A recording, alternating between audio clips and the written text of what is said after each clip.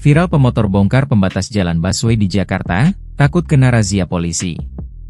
Tengah ramai detik-detik video yang menunjukkan momen saat sejumlah pengendara motor nekat bersama-sama membongkar pembatas jalan beton. Hal itu kini ramai usai diunggah di sosial media, salah satunya akun Instagram @lbj_jakarta pada Rabu, 12 Maret 2025. Diduga karena ada petugas kepolisian, gerombolan pengendara motor nekat membongkar separator jalur bus Transjakarta, tulis keterangan pada unggahan. Pada unggahan, terlihat perekam video menyorot momen saat para pemotor bahu-membahu menarik dan mendorong pembatas jalan.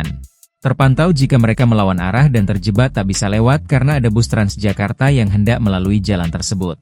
Para pemotor yang berkumpul di satu titik itu kemudian berinisiatif membuka dengan paksa pembatas jalan beton di sampingnya. Setelah beberapa saat, nampak pembatas jalan beton itu sudah berhasil dibongkar dan para pemotor pun segera melewatinya. Aksi ini lantas mendapat sorotan dari warganet yang menyayangkan tindakan menyerobot pemotor ke jalur busway padahal jalan di seberangnya terpantau lancar. Tak diketahui apa alasan para pemotor ini nekat membongkar pembatas jalan, namun disebutkan jika mereka terpaksa melakukannya untuk menghindari razia polisi.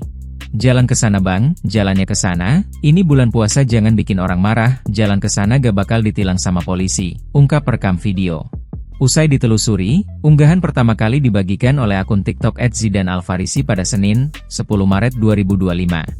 Belum diketahui waktu kejadian, namun disebutkan jika momen ini terjadi di Jalan Yosudarso arah Kelapa Gading, Jakarta Utara. Video yang berdurasi 51 detik ini pun kini ramai ditanggapi oleh warganet.